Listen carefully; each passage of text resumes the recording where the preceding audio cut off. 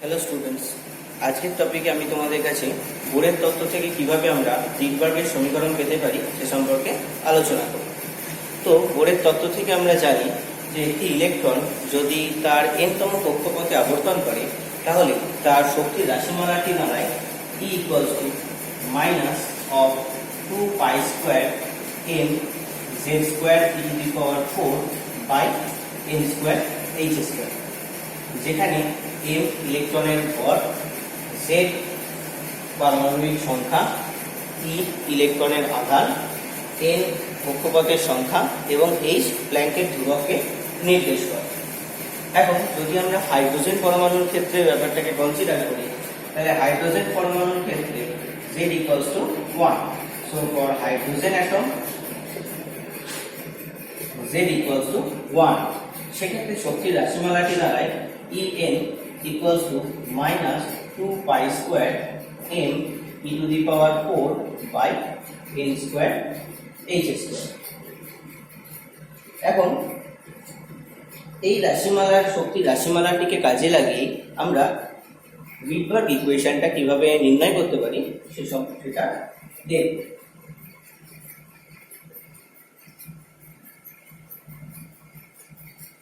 তো আমরা যদি যে কোনো একটা পরমাণুকে কনসিডার করি তাহলে আমরা জানি তার একটা নিউক্লিয়াস থাকবে এবং নিউক্লিয়াসের চারপাশে বিভিন্ন কক্ষপথে ইলেকট্রনগুলো আবর্তন করতে পারে।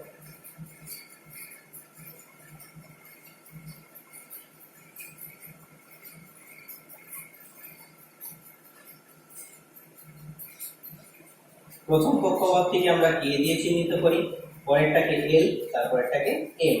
প্রথম কক্ষপথের ক্ষেত্রে n ইকুয়ালস টু 1, দ্বিতীয় কক্ষপথের ক্ষেত্রে n ইকুয়ালস টু 2 এবং তৃতীয় কক্ষপথের ক্ষেত্রে n ইকুয়ালস টু 3 হয়, যেখানে nটা প্রিন্সিপাল কোয়ান্টাম নাম্বার বা মুখ্য কোয়ান্টাম সংখ্যাকে নির্দেশ করে।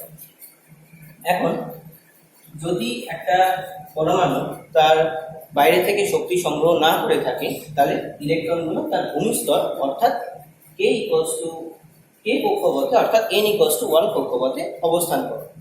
কিন্তু পরমাণুটি যদি বাইরে থেকে শক্তি সংগ্রহ করে তাহলে উচ্চতর শক্তির কক্ষপথে ইলেকট্রনগুলো অবস্থান করতে পারে। তাহলে প্রথমে আমরা যদি একটা হাইড্রোজেন পরমাণুর ক্ষেত্রে ব্যাপারটাকে কনসিডার করি, তাহলে আমি যদি কনসিডার করি যে ইলেকট্রনটি বাইরে থেকে শক্তি সংগ্রহ করেছে, তাহলে সেটি n ইকুয়ালস টু, এবং ধরে নিই সেটি n ইকুয়ালস টু 2 কক্ষপথে ইলেকট্রনটি অবস্থান করছে। এখন ইলেকট্রনটি যখন n ইকুয়ালস টু 2 কক্ষপথ থেকে n ইকুয়ালস টু 2 কক্ষপথে n ইকুয়ালস টু 1 কক্ষপথে অবতরণ করবে, তখন সে কিছু পরিমাণ শক্তি তরঙ্গের আকারে বিকিরণ করবে। তাহলে n ইকুয়ালস টু, আমি কনসিডার করছি যে n ইকুয়ালস টু 1 2 কক্ষপথ থেকে n ইকুয়ালস টু 1 কক্ষপথে ইলেকট্রনটি অবতরণ করছে। সেক্ষেত্রে শক্তির যে পার্থক্যটি হবে সেটিকে আমরা নির্দেশ করতে পারি h nu equals two e of n2 minus e of n1, অর্থাৎ দ্বিতীয় কক্ষপথের ক্ষেত্রে ইলেকট্রনের যে শক্তি মাইনাস প্রথম কক্ষপথের ক্ষেত্রে ইলেকট্রনের যে শক্তি, সেই দুটো শক্তিমাত্রার পার্থক্য h নিউ এর সঙ্গে সমান হবে। কারণ এক্ষেত্রে একটি নির্দিষ্ট তরঙ্গ দৈর্ঘ্যের বা কম্পাঙ্কের আলোক রশ্মি সে বিকিরণ করবে। এটি আমরা বোর তত্ত্ব থেকে জেনেছি। তো এখান থেকে আমরা লিখতে পারি h nu equals to minus of 2 pi square m e to the power 4 by n2 square h square minus of minus 2 pi square m e to the power 4 by n1 square h square. তাহলে দেখা যায় h nu equals two, এখান থেকে যদি আমরা 2 pi square m e to the power 4 by h স্কোয়ারটা common নিই, 2 pi square m e to the power 4 by h square যদি কমন নিই, তাহলে এটা পড়ে থাকে 1 by n1 square minus 1 by n2 square. So nu equals to লিখতে পারি আমরা 2 pi square m e to the power 4 by h cube into 1 by n1 square minus 1 by n2 square, যেখানে নিউটা তার তরঙ্গের কম্পাঙ্কটিকে নির্দেশ করছে। এখন নিউ ইকুয়ালস আমরা লিখতে পারি c বাই ল্যামডা। সেখানে c টা হচ্ছে আলোর গতিবেগ এবং ল্যামডাটা হচ্ছে এই বিকিরিত যে রশ্মি তার তরঙ্গ দৈর্ঘ্যটাকে নির্দেশ করছে। So c by lambda equals to 2 pi square m e to the power 4 by h cube into 1 by n1 square minus 1 by n2 square.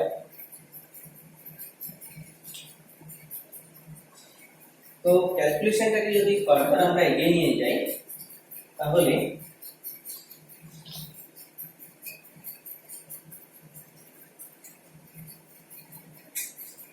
আমরা লিখতে পারি 1 by lambda equals to 2 pi square m e to the power 4 by ch cube into 1 by n1 square minus 1 by n2 square, যেখানে lambda তরঙ্গ দৈর্ঘ্যকে নির্দেশ করছে। তো 1 by lambda equals two কি লেখা যায়? 1 বাই ল্যামডা ইকুয়ালস টু আমরা লিখতে পারি নিউ বার, অর্থাৎ যে রশ্মিটা নির্গত হচ্ছে তার তরঙ্গ সংখ্যাকে আমরা নিউ বার দিয়ে নির্দেশ করব। So nu bar equals to 2 pi square m e to the power 4 by ch cube into 1 by n1 square minus 1 by n2 square. এই যে সেকশনটা আছে 2 pi square m e to the power 4 by ch cube, এটাকে আমরা r দিয়ে replace করব, অর্থাৎ nu bar equals to r into 1 by n1 square minus 1 by n2 square, যেখানে r হলো রিডবার্গের ধ্রুবক বা রিডবার্গ কনস্ট্যান্ট। এই rটিকে আমরা বলছি রিডবার্গ কনস্ট্যান্ট।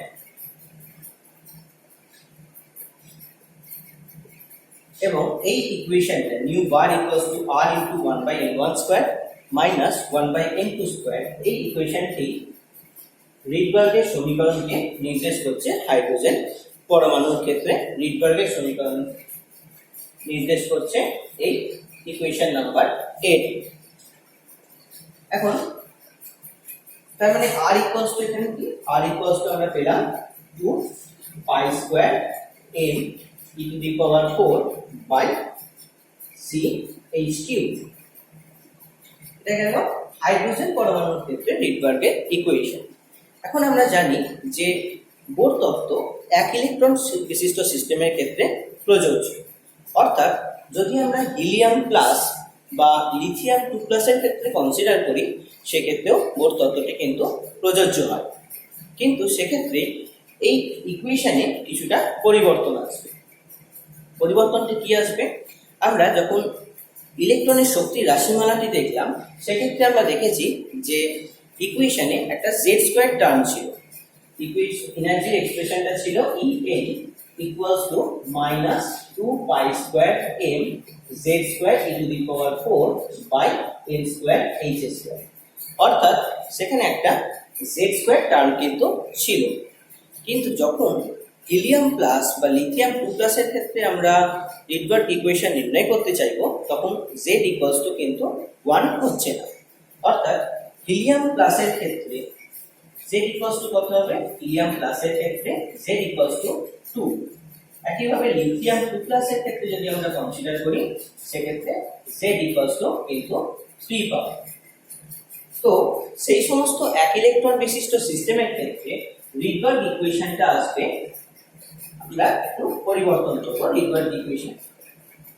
সেই সমস্ত এক ইলেকট্রন বিশিষ্ট সিস্টেমের ক্ষেত্রে রিডবার্গ ইকুয়েশনটাকে লেখা যায় nu bar equals to z square into r into 1 by n1 square minus 1 by n2 square, অর্থাৎ হাইড্রোজেন পরমাণু ছাড়া অন্যান্য এক ইলেকট্রন বিশিষ্ট সিস্টেমের ক্ষেত্রে রিডবার্গ ইকুয়েশনটিকে নির্দেশ করা যায় nu bar equals to z square into r into 1 by n1 square into 1 by n2 square. তো এই যে ইকুয়েশনটা পেলাম, এই ইকুয়েশনটিকে কাজে লাগিয়ে কিন্তু নিউমেরিক্যাল প্রবলেমস গুলো আমাদের সলভ করতে হবে।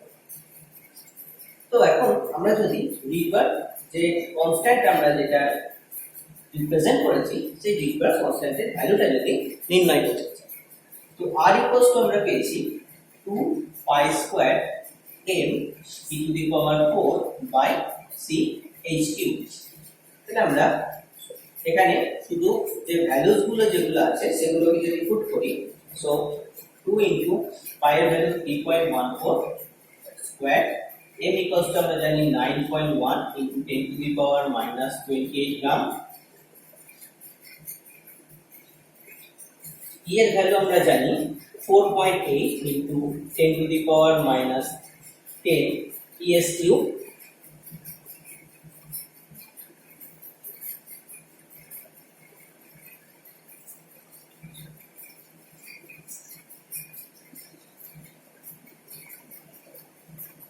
c equals to 2.9979 into 10 to the power 10 centimeter second inverse, and h এর ভ্যালু আমরা জানি 6.626 into 10 to the power minus 27 r second.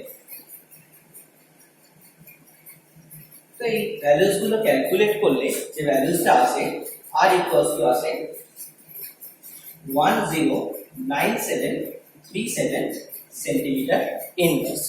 109737 centimeter 109737 centimeter inverse.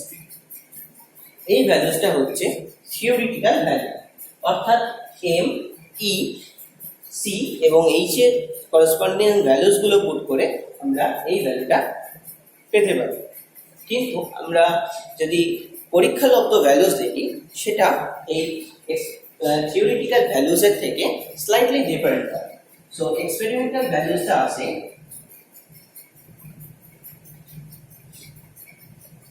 109677 centimetre inverse. তাহলে আমরা দেখতে পাচ্ছি আর এর ক্ষেত্রে থিওরিটিক্যাল ভ্যালু এন্ড এক্সপেরিমেন্টাল ভ্যালুগুলো কিন্তু খুবই কাছাকাছি, অর্থাৎ বোর তত্ত্ব যে কিছুটা বাস্তবসম্মত সেটা কিন্তু আমরা এই রিডবার্গ কনস্ট্যান্টের ভ্যালুস দেখে কিন্তু বুঝতে পারি।